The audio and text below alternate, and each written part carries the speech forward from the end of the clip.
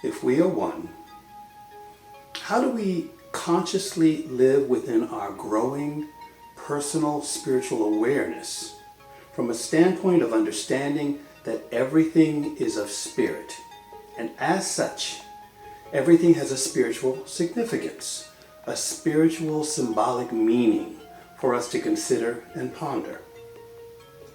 When do we come to realize that everything is designed to teach, to show, and to provide information that will help us identify and learn our next spiritual lesson? In our last episode, we focused on and acknowledged that at this pivotal time in our world transition, things feel quite heavy right now. And every headline, image, careless word, and volatile action seems to echo with anger and sadness. In light of this, we focused on how to keep our spiritual balance even when the world around us seems to be losing its own.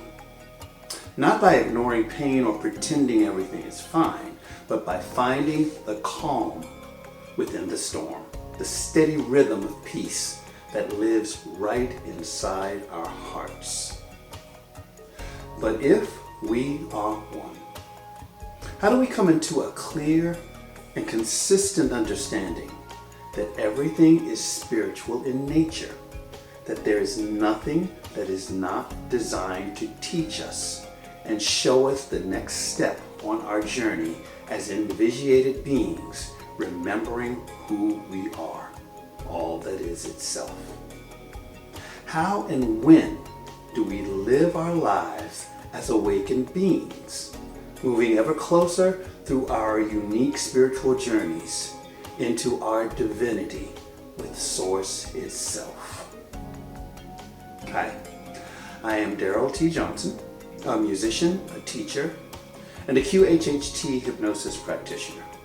I'd like to welcome everyone to episode 19 of If We Are One.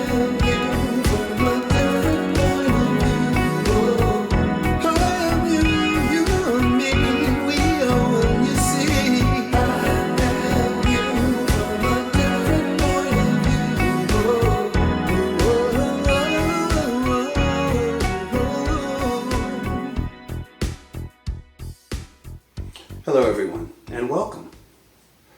It's a rainy day today, so you might hear sounds of raindrops in the background. Today I want to talk about a very powerful and important theme today. One that offers a rich foundation for inner recognition, personal reflection, and spiritual growth. I want to talk about the idea that everything is of spirit. That without exception, everything that we encounter in our day-to-day, moment-to-moment existence has a spiritual, symbolic meaning that is designed to guard, guide, provide, illuminate, and teach us, if we would only listen and pay attention. This notion aligns with many spiritual and philosophical traditions, from pantheism to animism to non-dual metaphysics and quantum consciousness theories. It suggests that consciousness, rather than matter, is the fundamental fabric of existence, meaning that everything we experience, no matter how ordinary or difficult, holds symbolic and instructive value. When you approach life from this view, from this vantage point, every event, person, challenge, and even emotion becomes a form of sacred communication. For example, relationships might symbolize mirrors, showing you aspects of yourself that need compassion or healing. Obstacles might represent invitations to strengthen faith or patience. Nature could serve as a living scripture, clouds teaching impermanence, trees showing grounded growth, or a river demonstrating flow and surrender.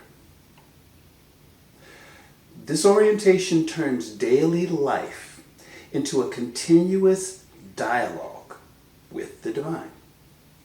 It reframes spirituality not as something to practice occasionally, but as a lens through which all experience is interpreted.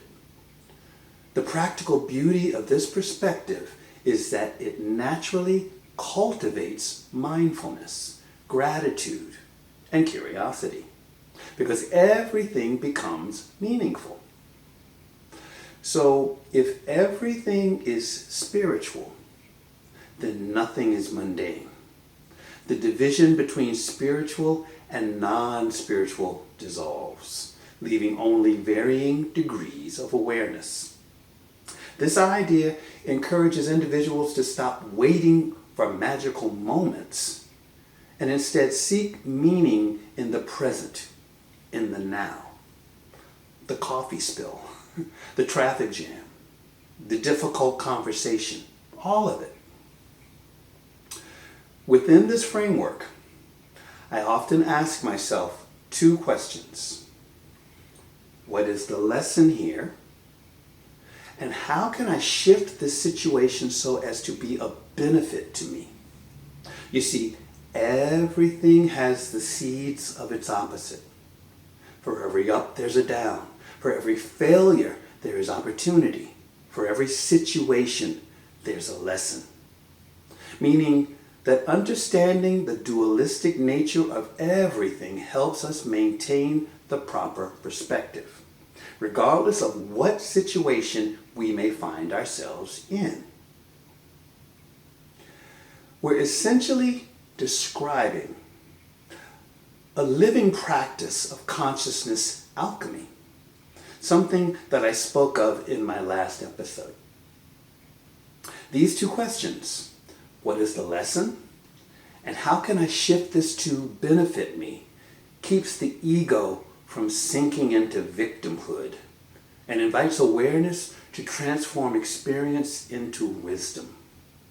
They mirror the spiritual principle that everything happens for a reason, that nothing happens to us but for us, a perspective that turns even friction into fuel for growth.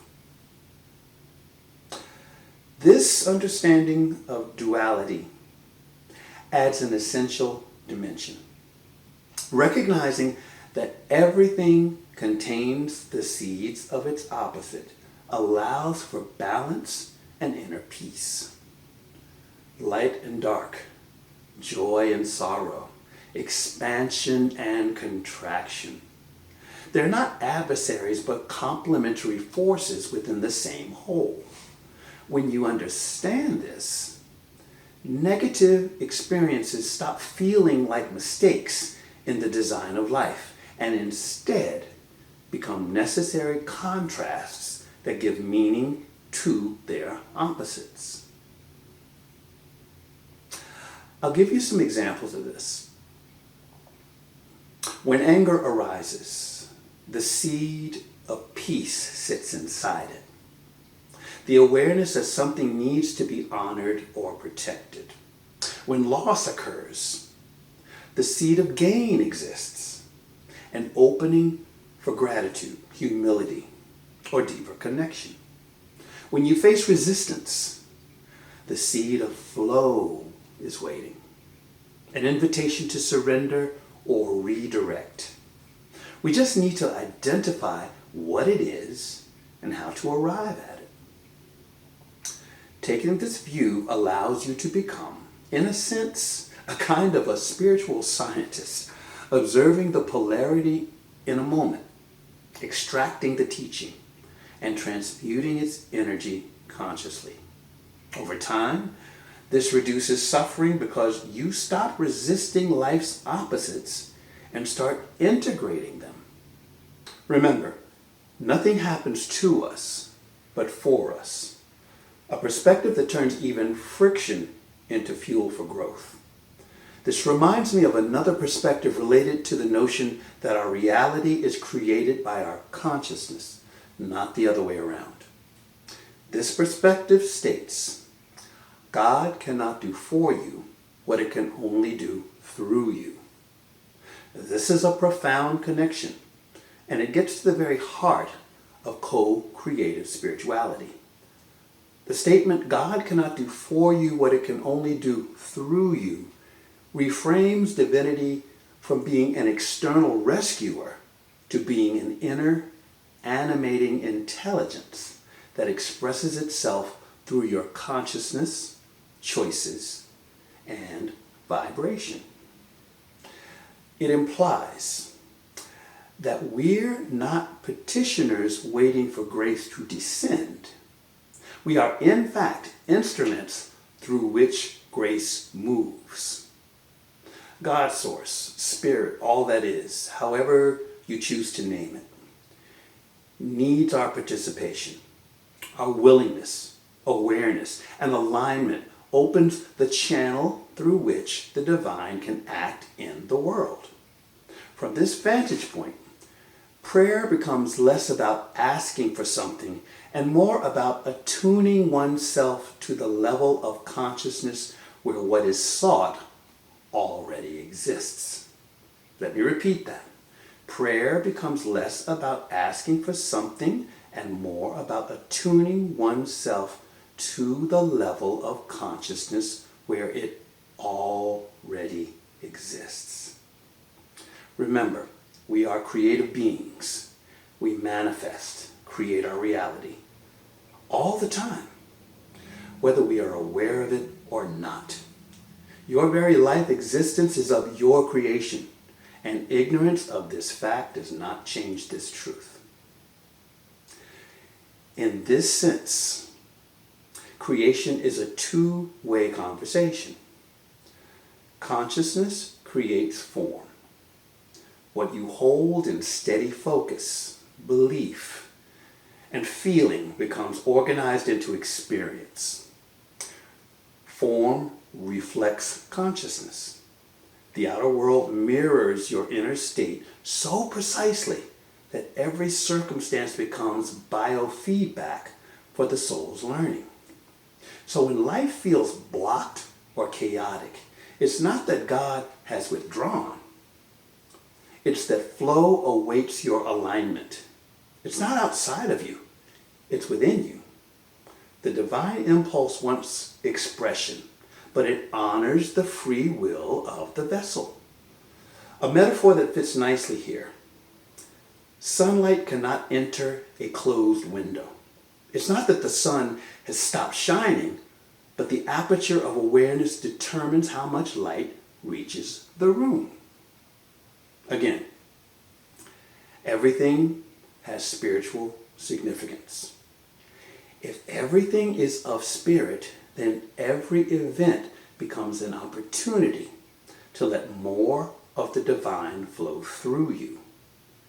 To think higher thoughts, act from love rather than fear, and become a more transparent instrument of that underlying intelligence.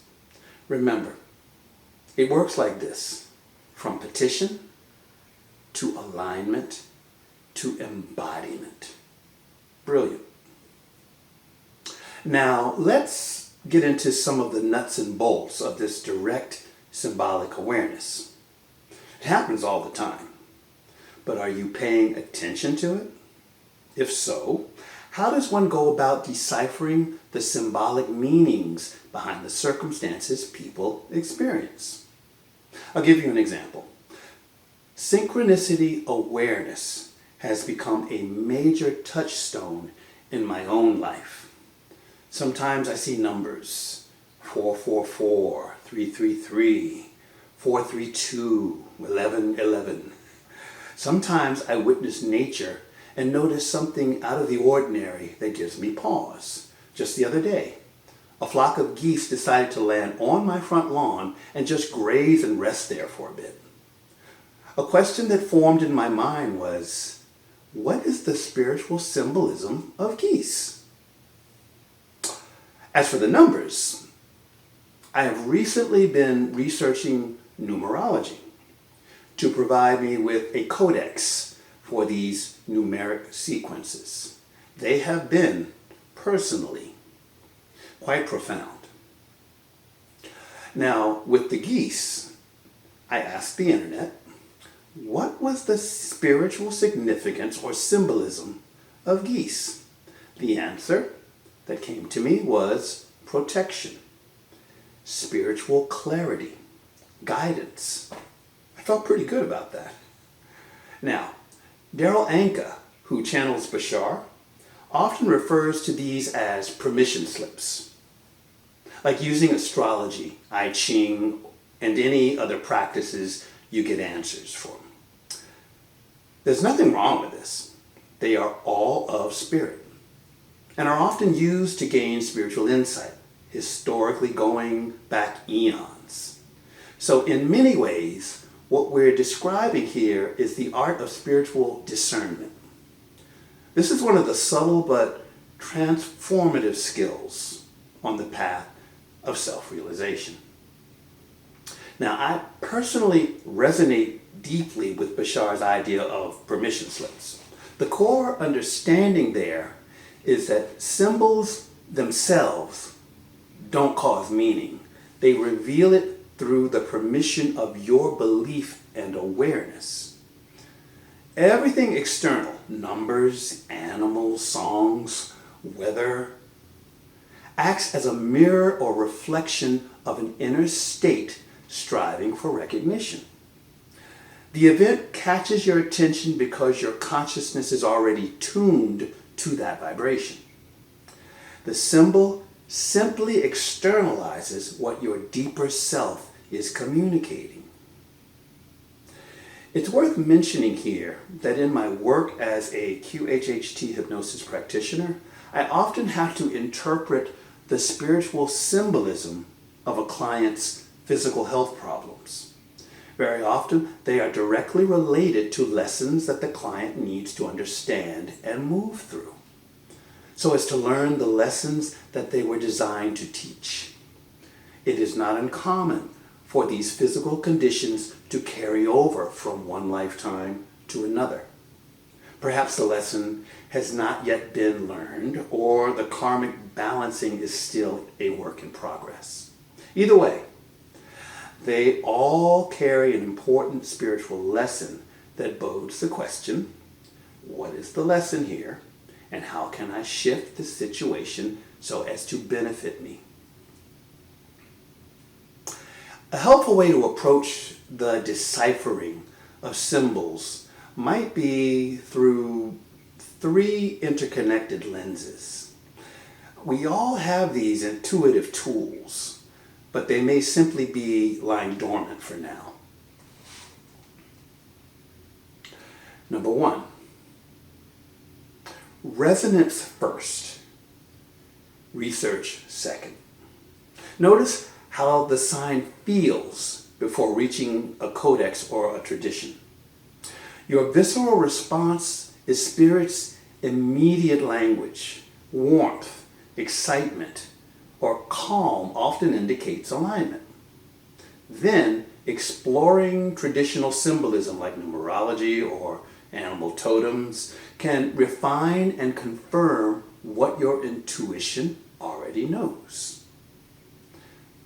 The second one is context is communication.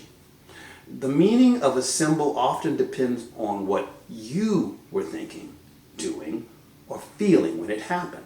For example, seeing 444 during a moment of doubt, for instance, may affirm grounding and divine order, while seeing it after an accomplishment might reinforce stability and completion. Spirit seems to speak in context, not absolutes. Number 3, integration transforms observation into wisdom. The insight isn't in collecting signs, but in acting from the awareness that they awaken. If geese appear and you feel guided toward community or teamwork, embodying that message, reaching out, collaborating, or nurturing others, completes the spiritual circuit of communication. Now, synchronicity awareness as a touchstone is also key. Synchronicities are like ripples that reveal coherence between your inner frequency and outer experience.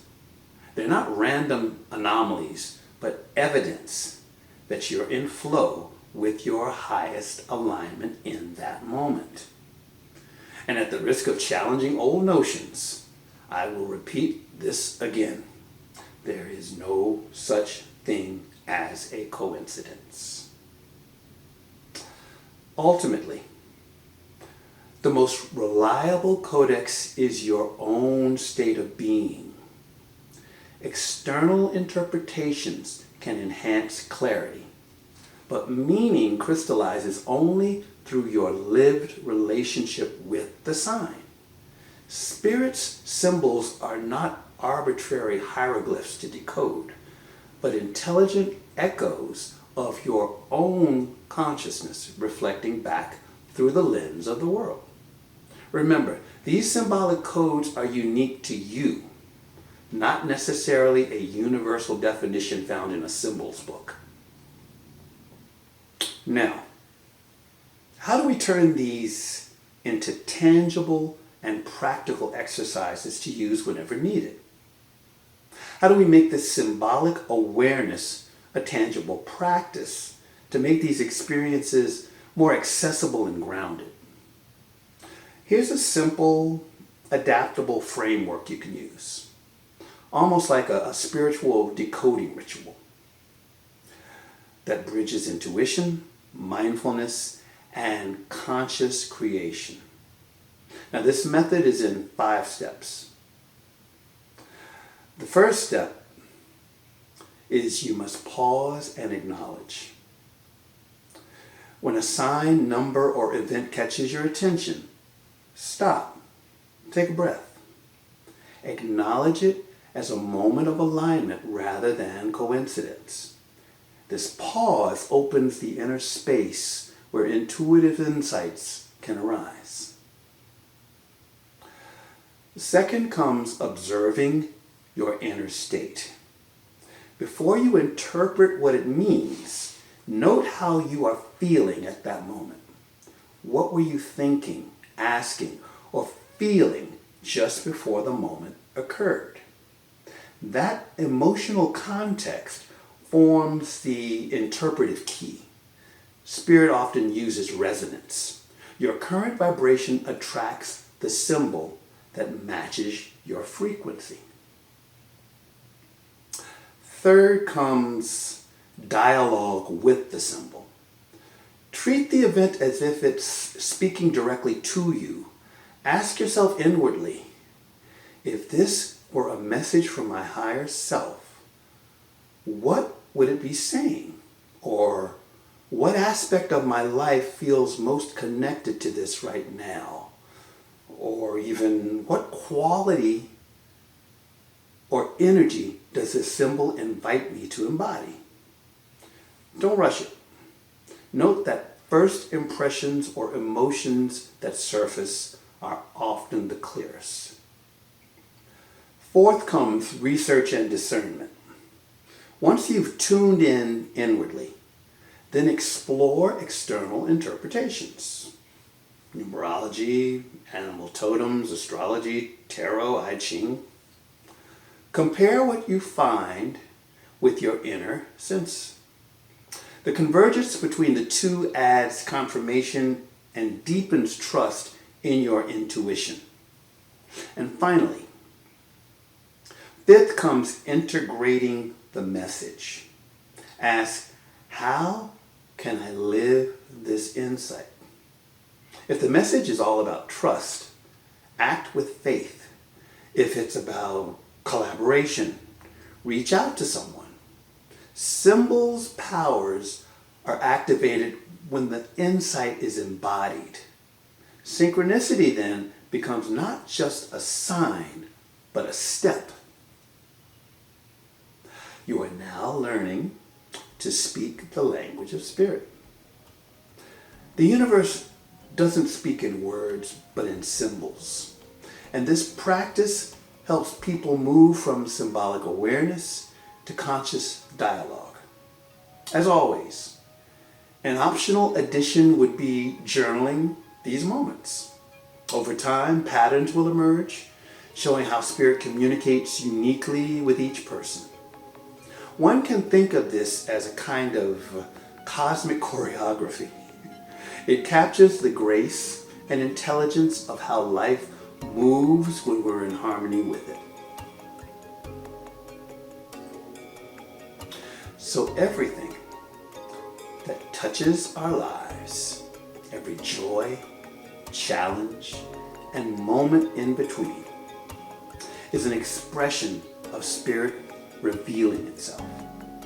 When we listen with openness, we discover that nothing is wasted, and every experience becomes a teacher, guiding us toward deeper understanding and connection. Therefore, we must understand that everything is of spirit, and nothing stands outside its reach. Every experience, whether painful or uplifting, carries purpose and insight. When we recognize this, we stop resisting life and start learning from it, seeing that every moment is a deliberate part of our growth and our return to oneness. So please keep these in mind and put them into practice. We'll be talking more about these and other topics in future installments. And if there is anything that you would like for me to discuss, or any questions you may have about anything that I have shared, please feel free to mention it by leaving a question or a comment in the comments section. As always, if you have found any of this information at all helpful or enlightening, please like, describe, and share with others. I am thrilled to see so many new people coming to this space, and I truly appreciate those of you who are letting others know about this.